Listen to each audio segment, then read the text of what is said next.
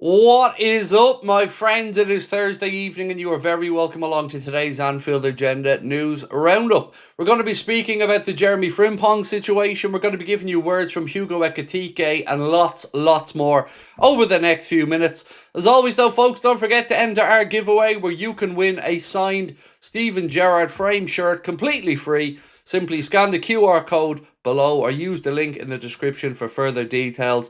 A massive thank you to our friends at the Collector's Corner as well. And a reminder that you can get yourself 20% off anything you fancy at the Collector's Corner with our code Anfield Agenda 1, the number 1. Use that all at checkout, Anfield Agenda and the number 1 at checkout to get that 20% off. And we will be giving away one signed item every month throughout 2026 with thanks to our friends at the Collector's Corner. Right. Liverpool are not expected to enter the market for a new defender, said Mark McAdam TV and Vinny O'Connor of Sky, but that is not the belief held elsewhere, and we'll move on to that in a moment. Well, at least it's not as definitive as this. The club do not generally make reactive moves in the transfer market, preferring to stick to their long-term plans, and that remains unchanged, they say. Liverpool always remain alert to their targets becoming available. They will not sign any player based on injury, as they still believe they have options to cover. Just more waffle there basically around the situation at our club. We're either open to reactive market opportunities or we aren't. We didn't bring in a centre-back when we needed one. The situation's getting worse defensively. But again, we're sticking to our guns, whatever those guns are. Spending money seemingly isn't one of the options available to us, so I don't know what our guns are, but at this point it feels like the guns that we're sticking to are empty. Nothing in the chamber. Right, we'll move on. Anfield Edition, and Simon Jones has said that Liverpool will take stock of Jeremy Frimpong's injury before assessing whether there is a need to go into the transfer market this month. So as you can see there, two different reports, two different outlooks. Liverpool will have a think about it and take stock of the injury before deciding, versus Liverpool have already made their mind up. Now look, we don't know the seriousness of Jeremy Frimpong's injury yet. There have been some guesstimates out there. We don't want to bring those to you because, again, we need to know what we're dealing with first. Now, a little bit of good news. This year's LFC Foundation Legends management team has dropped, according to Liverpool Football Club. Sir Kenny Dalglish will be joined by Jurgen Klopp as assistant manager alongside Ian Rush and John Aldridge. And they say, get your tickets now. Do head over to the official Liverpool website for all the information around the LFC Foundation game. Dougie Critchley has said, it's funny to reflect on how people responded to Liverpool signing Hugo Ekitike in the summer. People acted as if it was a complete joke of a signing, that he was nowhere near as good enough and wasn't close to Isak's level. 13 goals, 4 assists now by the end of January. Dynamic, committed, versatile. For me, he's been one of the best signings anywhere in Europe this season. Given the pressure he's been under, signing before Isak came in, then watching as Isak was ruled out long term, I think that's very impressive. I have to say, I was one of those that was unsure of the signing of Hugo Ekitike. I wasn't ruling him out. I wasn't saying he was going to be the greatest thing since sliced bread. I was well and truly unsure. But he has won everybody, including myself, over very, very quickly. As Dougie said, he has been everything and more that we could have hoped for. And without him, we would be in a far, far worse position than we already are this season. So again, well done to Hugo Ekitike on settling into Liverpool so quickly. Now, sticking with Ekitike, he was said to be asked a few questions by a reporter. He said, was the Newcastle transfer ever close? He said, I made my choice. I knew where I wanted to come. I knew what I wanted to do. Reporter, you might get a bit of stick from the Newcastle fans on Saturday. Hugo Ekitike, I don't care. I play for Liverpool. I have my fans here. And he's damn right. He does. In both occasions, he is right. He does have his fans and he does play here. He is a Liverpool player and we're very fortunate to have him.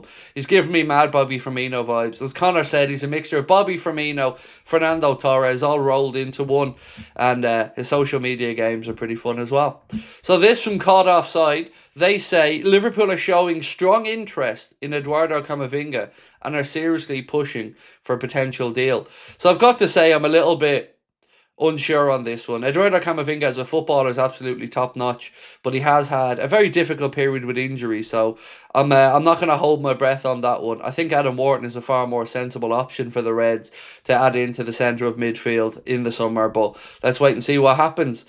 James Pearce has once again shown which side of the fence he's on and where he's painted. He said the Anfield hierarchy remain fully behind Arne Slot. No one is content with Liverpool's domestic form, and the next few months are huge. But there's an understanding for what he's had to contend with this season, and there's also a firm belief they'll kick on. But what about what we've had to contend with, which is his awful management, his awful man management? And don't let a 6-0 win against Qarabağ turn your mind or change your mind. We'll see. The proof of the pudding is going to be in the eating over the next couple of weeks. We've got Newcastle, we've got Manchester City. They're the games that we'll be paying attention to the results in, not what should be and was a handy evening against Qarabağ in the Champions League. So, Paul Joyce writes that both Joe Gomez and Ibrahima Konate could be back available for Saturday, which would be great news. We have no right back at the minute, so if Gomez is available, him at right back, Konate back in alongside Virgil, at least we'd have something that resembles a Liverpool defence that we recognise at that point. So it'll be interesting to see what happens. Liverpool have earned 44,600,000 from Champions League, including qualifying for the knockout round so far this season, which again shows you the importance of qualifying for this competition next year and why I and many others don't want to wait until it's a little bit too much for Liverpool if things continue to get worse. It is important, as Mo Chatra said, we'll miss out on 100 million all in if we don't have any European football, and at least 50 million if we end up in the Europa League. Hugo Ekitike was really impressed at Ryan Gravenberch's cameo at centre-back last night. He went onto Instagram simply to call him Mark A. I wonder, is that a slight dig at the club as well for not getting a centre-back in? But of course, Gravenberch did go in there and perform admirably, so well done to him. This one is really interesting from LFC Lorry. It just either shows you how unlucky we've been or how bad we've been at injury prevention. I don't know which one it is, because when Ruben Peters and Arne Slot came in, they were coming in with a really impressive statistic that showed they were able to keep the Feyenoord players fully fit and available for over 90% of the Eredivisie games. And even last season with us, they were able to prevent injuries quite a bit.